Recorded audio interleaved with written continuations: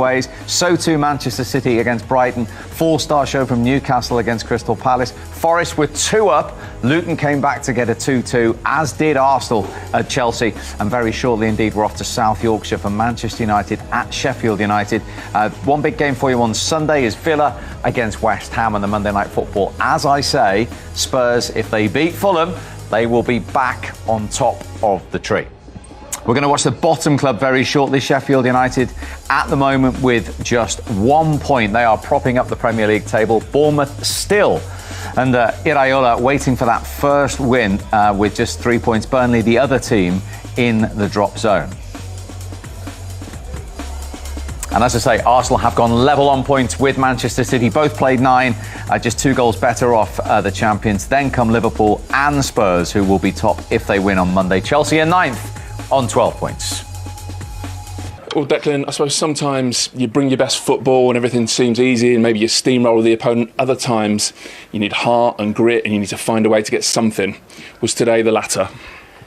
Yeah, definitely. I think first half from us probably the worst we've played all season in terms of sloppiness, not doing things in our structure, not doing things in how we've worked. But also that's massive credit to Chelsea. You know, the manager said this week that they've been really unlucky this season. You know, they were a tough opponent. They've got some incredible players.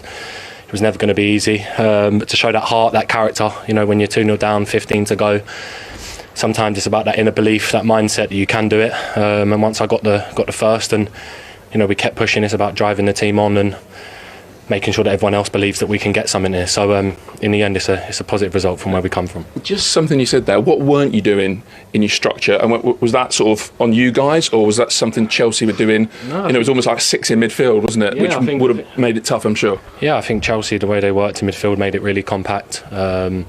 But even us on the ball, my first pass wasn't good enough for the game. I give it away, sloppy pass, ends in the attack. Did you give them a lot of early encouragement? I think so, yeah. I think we give away one in the box in the first 5 minutes. I give away one. Some sloppy errors in front of goal up in the other end. But I think second half, you know, we showed what we're about, that belief, that hunger, never said die attitude. And, you know, to stay unbeaten as well so far, you know, it's a name for us that we want to keep doing. And it just looked, it was starting to feel like it was slipping away, wasn't it, when you got your goal? Did you feel that? Do you know what, when you look up at the clock and, you know, Chelsea, you know, we've gone full gas for the whole game and you start to run out of legs. But when I latch onto that one and put it in, you find a second bit of energy, shall I say, and, you know, what a cross. And, you know, obviously Trossard, all the subs who come on were outstanding today. It's a massive team effort. You know, it's about the team always, and I think today we showed great heart and character. Just tell us about the picture you saw for your goal, because we see those types of mistakes from goalkeepers quite a bit, because obviously most teams are looking to play out, but they're not always punished. Yeah, I think it was the fact that the angle of where I was, instead of driving the ball with my laces, you know, I kind of had to curl it away from the keeper. And luckily enough, I think it hit the post and went in, or hit the side. Not lucky, Declan. Not lucky. No, obviously it was this quick instinct. You know, you've got a split second decision whether to pass the ball forward and someone else have a shot, or I take it on. And, you know, obviously I took it on, I scored. I was obviously buzzing, but we're still 2-1 down at that point, and, you know, I wanted us to kick on, and, you know, we did that. And very lastly, nice to get the goal here, given your journey, your story with Chelsea. Yeah, I've been due one here, to be fair. Obviously I always wish the club well. You know, it's a club who's always done massive things for me in the past, you know, especially at the start of my career. So no, it was nice to get a goal here, but more importantly, I'm so happy for the Arsenal fans today, and obviously for the team. Well done. Thank you. Well done, Dan.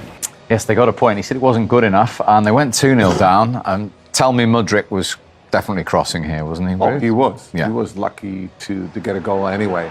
So therefore, that was a lucky break, and especially in the beginning of the second half. So that broke a little bit, you know, the attitude of Arsenal.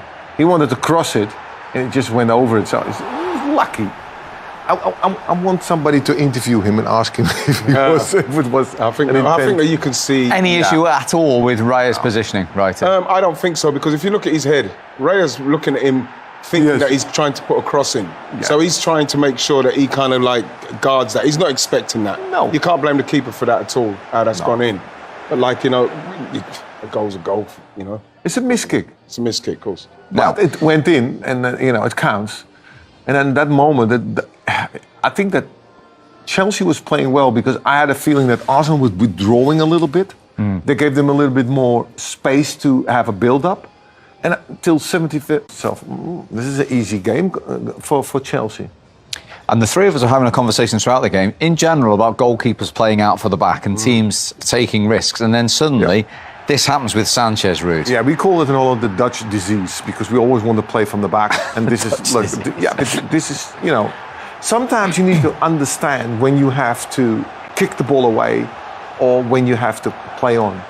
And I think that was a bad decision. And it put them in the driving seat again. I think it was a brilliant technique, because, like he said, he had to make sure it was curling away from the keeper, and he had a split second to actually execute that. And that is the kind of thing for a team that's fighting for something. That was a break they needed. And for any substitute, the manager's told, go on and make an impact. Now, Trossard hasn't just done this today. As I say, 3 Premier League goals, they've all come off the bench. He does make a difference. Well, he does, but like, you look at this, you know, it's great cross from Saka.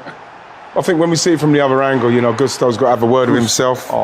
You know, Havertz does well here. There's a presence in there, so that keeps the ball in that last third, and they win it back here. But like, you know, once he gets back involved, they've got to be. He looks at him. They cannot let Saka come back inside here. He looks at him, Gusto, and then he leaves him. Yeah. And you know, that's the 2 bits of quality what Arsenal needed to show.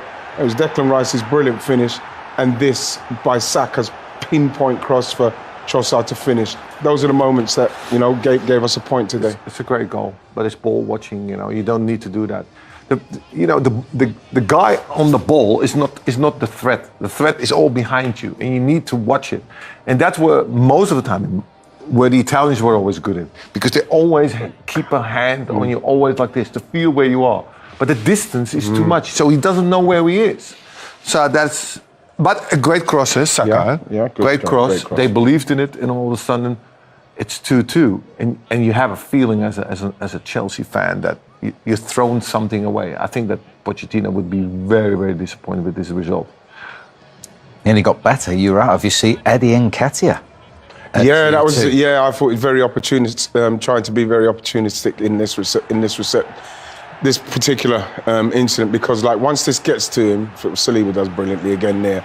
Great run from Eddie, you know, great run from him, and I thought that he wasn't going to quite get there, but then just sticks the toe out, just unlucky. You know, this is the run, brilliant run, shows good pace in between the defenders, and he gets there just in front of Silva, and you know, that is unlucky. That's a great effort from Eddie.